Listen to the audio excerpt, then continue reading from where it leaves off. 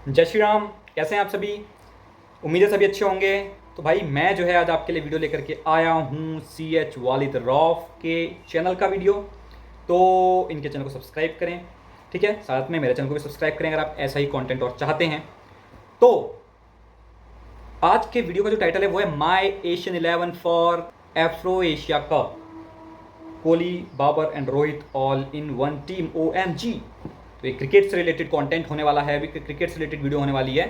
तो ज़रा देखते हैं ये कि क्या इनका जो है एशिया 11 है। आपने अगर अभी तक मेरे इंस्टाग्राम को, मेरे फेसबुक को जाकर के फॉलो नहीं किया है, जाकर के चेक करें, डिस्क्रिप्शन में उसका लिंक है। चलिए शुरू करते हैं बिना देरी किए, लेट्स गेट स्टार्टेड। जैसे कि आप सबने सुन लिया कि एफ्रो एशिया कप होने जा रहा है। अब एफ्रो एशिया कप जो है वो है क्या चीज, पहले तो आपको ये एक्सप्लेन कर देते हैं। जैसे कि अफ्रीका का कॉन्टिनेंट हो गया जिसके अंदर जिम्बाब्वे, नमीबिया, साउथ अफ्रीका की टीम आती होती है, और भी टीम्स होती हैं, उनकी एक टीम होती थी। और इसी के साथ साथ एशिया 11 होती है जिसका इंडिया और पाकिस्तान के ज्यादा प्लेयर्स होते थे, साथ बांग्लादेश हो गए, श्रीलंका हो गया, उस वक्त तो अफगानिस्तान था नहीं। तो इनकी टीम्स आपस में मिलके खेला करती थी अफ्रीका कॉन्टिनेंट की टीम के साथ। उसको एफ्रो एशिया कप कहते होते थे। लेकिन अब मजे की चीज ये है कि ये जो है ना दोबारा से शुरू होने जा रहा है, और ये दोबारा से सच्ची में शुरू होने जा रहा है। सवाल ये आता है कि इस दफा जो अपनी टीम होगी एशिया की 11 होगी, वो होगी तो होगी क्या, एशियन 11 क्या होगी?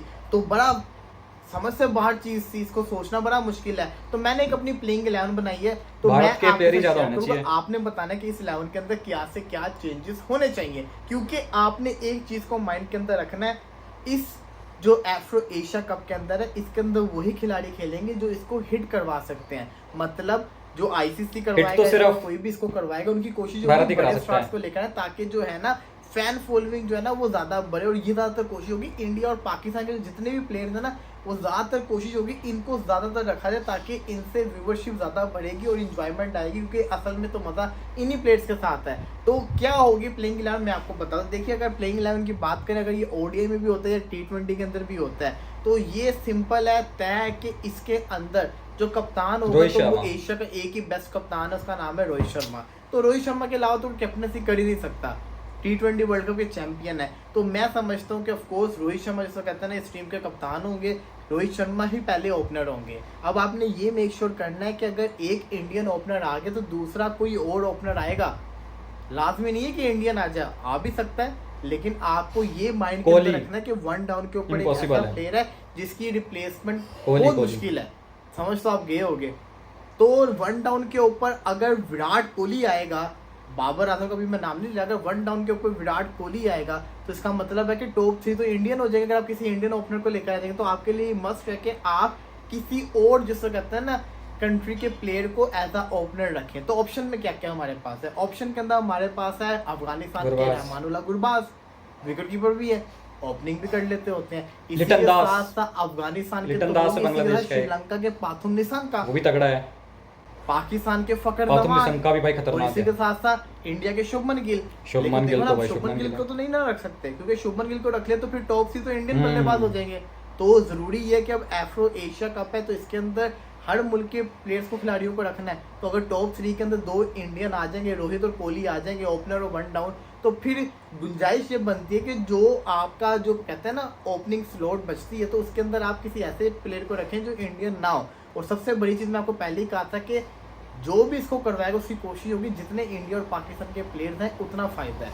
तो वो ऑप्शन में देखा जाए तो मेरी नज़र के अंदर अगर रोहित शर्मा राइट हैंड बल्लेबाज है, खेलने वाले हैं, तो रोहित शर्मा को पार्टनर की जरूरत है जायसवाल जैसे। तो जायसवाल के तो होगा नहीं, तो वो फकर जमान जो है ना बड़ा अच्छा उसका रोल निभा सकते। तो मेरी नज़र के अंदर फकर जमान और रोहित शर्मा का ओपनिंग पेयर बनना चाहिए। ये मैं समझता हूँ कि बनना चाहिए। वन डाउन के ऊपर कंपटीशन बड़ा खतरनाक है, क्योंकि वन डाउन के ऊपर कौन कौन से प्लेयर आते हैं एशिया के अंदर? वन डाउन के ऊपर आते हैं कुशल मेंडिस, विराट कोहली, बाबर आजम और बांग्लादेश के शांतु। मेरी नज़र के अंदर असल कंपटीशन है विराट कोहली और बाबर आजम, इन दोनों में से कौन खेलेगा?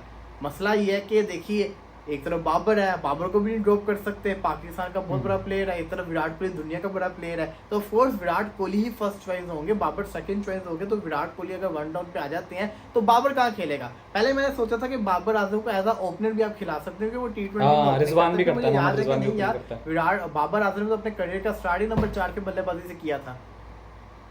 बाबर आजम ने तो अपने करियर का स्टार्ट ही नंबर 4 पे बल्लेबाजी से किया था ना। तो why not Babar Azam at number 4? तो मैंने बाबर आजम को नंबर 4 के ऊपर रख Okay. दिया कि चलो यार कुछ नहीं होता, नंबर 4 पे भी नंबर ऐसे 4 बल्लेबाज की जरूरत पड़ती है, और फिर जो इनका पेयर अगर बनेगा आपस में कोहली बाबर का खेलते तो बड़ा मजा आएगा। नंबर 5 की बात करें तो नंबर 5 के ऊपर हमें चाहिए विकेट कीपर, बल्लेबाज पंत। जो विकेट कीपिंग भी कर सके और जो परफॉर्मेंस भी करके दिखा सकते हैं। तो अब हमारे पास कौन कौन से ऑप्शन आते हैं? रहमानुल्लाह गुरबाज अफगानिस्तान का निकल गया, वो तो ओपनिंग करता था, मुशफिकुर रहीम तो शायद संन्यास ले लिया उसने। बांग्लादेश की टीम में से लिदुन दास है, अच्छा प्लेयर है, आप उसकी तारीफ कर सकते हैं, कीपर भी अच्छा है। पाकिस्तान से मोहम्मद रिजवान है, इंडिया से है ऋषभ पंत। तो इनमें से कौन सा ऐसा प्लेयर हो सकता है जो ये जगह ले सकता है? तो मेरी नज़र में अगर मुझसे पूछेंगे तो मैं तो कहूँगा कि भाई साहब फिर अगर आपको जाना ही है, अगर आपको चाहिए ही है, तो मैं तो आपको ये कहूँगा कि आप इस पोजीशन के ऊपर अगर रखना चाहें तो आपके पास रिजवान भी एक अच्छी चॉइस है, आपके पास केएल राहुल भी अच्छी चॉइस है, आपके पास ऋषभ पंत भी अच्छी चॉइस है।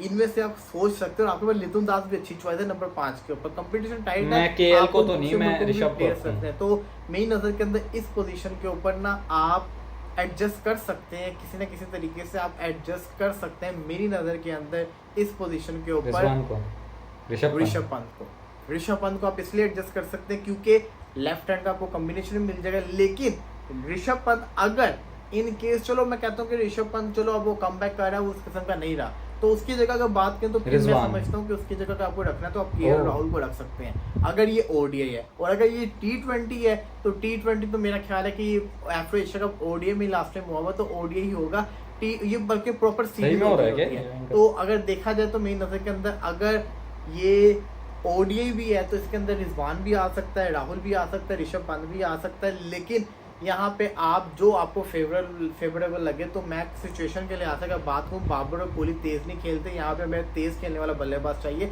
तो मैं ऋषभ पंत के साथ चाहूँगा नंबर 5 के ऊपर। नंबर 6 के ऊपर अफगानी, मैं समझता हूँ कि असल कंपटीशन यहाँ पे आता होता है क्योंकि यहाँ पे शाकिब उल हसन खड़े हुए हैं। तो नंबर 6 के ऊपर शाकिब उल हसन की कोई नहीं जगह ले सकता, स्पिन भी कर सकते हैं, लेफ्टी भी है, बल्लेबाजी भी कर सकते हैं। तो बांग्लादेश का भी सुपरस्टार आ गया, पाकिस्तान के भी हो गए, इंडिया के भी हो गए 6 तक। इसी के साथ नंबर 7 के ऊपर में चाहिए ऑलराउंडर। ऑलराउंडर हमारे पास कौन कौन से? उमर ज़ई है अफगानिस्तान का, इसी के साथ साथ हमारे पास और कौन कौन सा ऑलराउंडर मौजूद है इस वक्त, जिसको कहते हैं ना क्रिकेट के अंदर अगर बात करें तो वहाँ पे लंका के पास अगर देखा जाए तो स्पिन ऑलराउंडर हमारे पास ऑलरेडी आ चुका हुआ है शाकिब उल हसन। तो फास्ट बॉलिंग ऑलराउंडर में हमारे पास पाकिस्तान की तरफ से आमिर जमाल है, बड़ा नाम नहीं है, तो हार्दिक पांड्या एक ऑप्शन इंडिया के पास है जो कि मस्ट मैं समझता हूँ कि टीम के अंदर बनता है। तो फोर्थ हार्दिक पांड्या को मैं रखूंगा नंबर 7 के ऊपर इस पोजीशन के ऊपर। इसी के साथ साथ नंबर 8 के ऊपर अगर बात करें तो श्रीलंका के मैं समझता हूँ कि विला लगे, विला लगे एक ऐसा प्लेयर है जो बैटिंग भी कर सकता है, बॉलिंग भी कर सकता है, तो विला लगे की मस्त जगह बनती होती है। हालांकि मैंने पहले भी कहा था यहाँ पे सुपरस्टार की ज्यादा वैल्यू है, तो हसरंगा ज्यादा फेवरेट लेकिन फिर भी मैं विला लगे को रखना चाहूंगा क्योंकि वो लड़का जो है ना टैलेंट तो है। तो नंबर 8 के ऊपर विला लगे होगी। इसी के साथ साथ नंबर 9 के ऊपर वन एंड ओनली अफगानिस्तान के राशिद खान, बहुत ज्यादा लेग स्पिनर की भी, तो ये भी टीम में होगा। अब आप देखिए स्पिनर कौन कौन से हो गए, शाकिब उल हसन, विला लगे, लेग ब्रेक हो गया, राशिद खान, हार्दिक पांड्या, आपका क्या कहते हैं ना फास्ट बॉलर हो गया। इसी के साथ साथ ये चारों के चारों बल्लेबाजी भी कर सकते हैं। अब आपके पास पीछे बची है 2 की जगह, अब 2 पे आप किन को रखना चाहेंगे? 2 आपके पास 10वें और 11वां नंबर बचा है, तो आपके पास फास्ट बॉलर आपको चाहिए। फास्ट बॉलर की बात करें तो ऑफ कोर्स जसप्रीत बुमराह का नाम सबसे पहले आता है, एशिया का सबसे बड़ा फास्ट बॉलर बना हुआ है, तो जसप्रीत बुमराह नंबर 10 के ऊपर आगे। नंबर 11 के ऊपर देखिए फास्ट बॉलिंग का नाम हो तो पाकिस्तानी फास्ट बॉलर ना हो तो ऐसा हो नहीं सकता। ऑफ कोर्स मसला ये कौन सा बॉलर है, तो मैं कहूंगा क्योंकि अगर जहां बात आती है स्टार बॉलर की और इसको पूरी लाइनअप के अंदर कोई लेफ्ट आर्म बॉलर नहीं है, तो मैं समझता हूं कि ना शाहीन शाह ले जाएंगे क्योंकि नया बॉल भी तो करना है ना, नए बॉल से। नसीम शाह भी बड़े फेवरेट थे, लेकिन अगर 12वें खिलाड़ी की मुझसे पूछेंगे तो मैं 12वें नंबर के ऊपर 12वां प्लेयर रखूंगा अभी नसीम शाह। तो ये मेरी जिसको कहते हैं ना प्लेइंग 11 होगी एफ्रो एशिया कप, जिसके अंदर श्रीलंका का प्लेयर आ गया, बांग्लादेश का आ गया, अफगानिस्तान का आ गया, पाकिस्तान और इंडिया के प्लेयर्स आ गए। ये मेरी होगी इस एफ्रो एशिया कप की प्लेइंग 11। आपने जरूर कमेंट्स में बताना है कि आपकी प्लेइंग 11 क्या होगी। हाँ भाई, आप भी कमेंट करके बताना कि भाई आपने क्या बनाई प्लेइंग 11। आप पहले तो ये बताएं क्रिकेट के शौकीन है भी कि देखते भी हैं कि नहीं देखते क्रिकेट, हैं बताना। अच्छा, तो ये एफ्रो एशिया कप पता नहीं, भगवान जाने, ऐसा तो कुछ मैंने तो सुना नहीं आज तक, हो रहा है कि नहीं हो रहा है, हो रहा है तो कुछ डिफरेंट सा हो रहा है भाई, ये तो फिर है ना, ऐसा हमने तो सुना नहीं आज तक भाई एफ्रो एशिया कप, पता नहीं कब होगा, अभी तो डेट वगैरह कुछ ऐसी अनाउंस हुई नहीं है।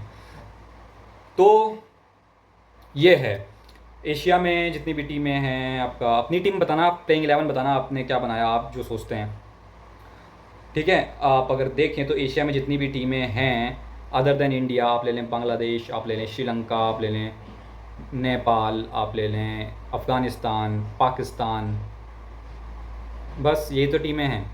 तो ये सारी टीमें देखा जाए तो एक टाइम पर सब भारत की तो थी, सब इंडिया के अंदर ही तो आते थे। ये पाकिस्तान 1947 में अलग हुआ, उससे पहले अफ़गानिस्तान अलग हुआ, उससे फिर उसके सबसे लास्ट में तो बांग्लादेश अलग हुआ, फिर पाकिस्तान अलग हुआ उससे पहले अफ़गानिस्तान अलग हो चुका है, उससे पहले और इधर साउथ चाइना सी के आसपास की कंट्रीज़ अलग हुई हैं, इंडोनेशिया वगैरह। तो अगर पूरा भारत होता तो कम से कम भाई 7-8 टीमें कम हो जाती हैं। फिर क्रिकेट खेलने वाली टीमें क्या कौन कौन सी होती? India, Australia, south Africa, England, 4 होती हैं मेन, जिसमें इंडिया का ही होता मेन दबदबा। ठीक है, 4 हो गई है। बाकी स्कॉटलैंड, जिम्बाब्वे, नीदरलैंड्स और ये तो बस ऐसी हो गई टीमें। न्यूजीलैंड होती है ना। तो ये टीमें होती हैं भाई, कितना फ़र्क पड़ता है ना। तो एफ्रो एशिया का देखते हैं होता है कि नहीं होता है। तो प्लेइंग 11 तो भारत का तो प्लेइंग 11 बड़ा ही डेंजरस होता है, और बुमराह का होना अनिवार्य है भाई। Bumrah is the GOAT, great of all time भाई। उसकी बॉल भाई मुझे तो अच्छे से याद है यार, अभी T20 वर्ल्ड कप जो अभी अमेरिका में हुआ था भाई साहब, हमारे हाथों से मैच निकल गया था एक गलती की वजह से, और वो गलती मैंने नोटिस करी थी भाई। पेसर्स को रन नहीं पड़ रहे थे, मैं सोच रहा था कैसे भी करके जल्दी से स्पिन के ओवर खत्म हो जाएं, निकाल दे स्पिन के ओवर रोहित शर्मा, और स्पिनर के ओवर खत्म हो गए। ठीक है, स्पिनर्स के ओवर निकाल दिए, कुलदीप यादव के 4 ओवर कोटा पूरा हो गया, जड्डू का कोटा पूरा हो गया, अक्षर पटेल से 2 ओवर पड़वा दिए थे पहले। ठीक है, तो मैंने कहा कोटा पूरा हो गया था सारा, मैंने कहा ठीक है अब पेसर्स आएंगे, बुमराह आएगा, मजा आएगा। भाई साहब शायद मिसकैलकुलेशन हुई, क्या हुआ, 1 ओवर और दे दिया अक्षर पटेल को। मैंने कहा अबे भाई ये क्या कर दिया, जैसे तैसे हम बचते हुए आ रहे थे, अब सारा ये काम ख़राब करा देगा। और भाई उस ओवर में 3-4 छक्के पड़े हैं, चौके पड़े हैं, मतलब 30 रन लगभग आए हैं, 29-30 रन उसको। तो भाई उनको चाहिए थे 30 में 60, 31 में मतलब 30 बॉलों में 60 रन चाहिए थे, नहीं 36 बॉलों में आखिरी 6 ओवरों में 60 रन चाहिए थे। ठीक है, तो एक फंसा हुआ मैच था भाई साहब, उस ओवर ने ऐसी तैसी कर दी, 30 रन पड़वा दिए। 30 में 30 चाहिए, 6 पर रन, और एक जगह तो ऐसा भी हो गया 30 में 28 चाहिए कम। फिर आया भाई जसप्रीत बुमराह, भाई साहब किलर मिलर, डेविड मिलर हो गया आपका, और वो ऑनरी क्लासन, उसको तो पांड्या ने आउट किया भाई, मिलर भी रन नहीं बना पाया, और बुमराह ने भाई रन नहीं दिए बिल्कुल। ऐसी बॉलें डाली हैं समझ ही नहीं आ रही उनको भाई। पहले एक विकेट गिरा, मैंने कहा चलो कोई बात नहीं, एक ही तो गिरा, 30 पे 30 तो कोई बना लेगा यार, हम तो गए। फिर एक और गिरा, ठीक है गिरने दो, फिर गिरते चले गए, रन बने ना।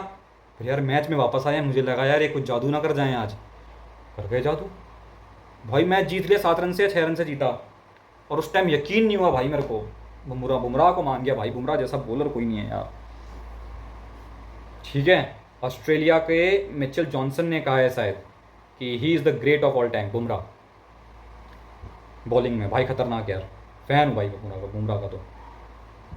अब बैटिंग में हो गए आपके कोहली, रोहित शर्मा, ऋषभ पंत, सूर्या, क्लास हैं भाई, जायसवाल, इनको कहाँ भूल रहे हो आप, बहुत प्लेयर्स हैं यार। Bharat is a factory of cricket players. Bharat के पास इतने प्लेयर्स हैं, 4 टीमें एक साथ खिला सकता है भारत। एक ऑस्ट्रेलिया से खेलो, एक साउथ अफ्रीका से खेलो, एक इंग्लैंड से खेलो, एक न्यूजीलैंड से खेलो, अब फिर भी कुछ प्लेयर्स बेंच पे बैठे होंगे। ठीक है, तो ह्यूज पॉपुलेशन का ये है, और बहुत कंपटीशन है, हद कंपटीशन है, हर दूसरे घर में क्रिकेटर पैदा हो रहा है आज की डेट में। ठीक है, और दबदबा है भारत का पूरे क्रिकेट जगत में। अब तो खैर जय शाह जो है कि आईसीसी चेयरमैन भी बन गए हैं, तो ना भी बने वो तो खैर एक ऑफिशियली बन गए, बाकी कोई ना भी बनते तो भी दबदबा तो भारत का एक छत्र राज है भारत का पूरे क्रिकेट जगत पर, क्योंकि भारत की मर्ज़ी के बिना कुछ नहीं कर सकते आप, है ना। क्योंकि भारत ने अगर जैसे कह सकते हैं ना सैलरी रोक ली तो भाई फिर आईसीसी की बच जाएगी बैंड। तो बीसीसीआई को नाराज़ नहीं किया जा सकता भाई, ये सच्चाई है। ठीक है, और बीसीसीआई वही बीसीसीआई है जब एक टाइम पे बहुत गरीब हुआ करता था, तब इंग्लैंड के पास जब बीसीसीआई गया तो इंग्लैंड ने पैसे देने से मना कर दिया था। ठीक है, तो और आज की डेट में बीसीसीआई के पास इतना ज़्यादा पैसा है भाई साहब, इतना रेवेन्यू है कि सारे मिलकर England cricket board, Australian cricket board और पूरा आईसीसी मिलकर के भी जितना बीसीसीआई का रेवेन्यू है उसके आधे का आधा रेवेन्यू भी ये तीनों चारों पांचों मिलकर नहीं कर सकते। ठीक है, इनका रेवेन्यू अगर मिलियंस में चल रहा है तो भारत बिलियंस में चल रहा है, मतलब एक तरफा ही है बिल्कुल। ठीक है, तो ये चीज़ें हैं। और चलो बढ़िया है, बहुत लंबा हो गया वीडियो, बाकी मिलेंगे नेक्स्ट वीडियो में। सजेस्ट करते रहना वीडियोस मुझे कमेंट सेक्शन में। तब तक के लिए मुझे जो है कि आपने इंस्टा पर फॉलो नहीं किया तो फॉलो करें, जाकर फेसबुक पर फॉलो करें, लिंक डिस्क्रिप्शन में है। मिलते हैं नेक्स्ट वीडियो में, तब तक के लिए भारत माता की जय, वंदे मातरम, जय जय श्री राम।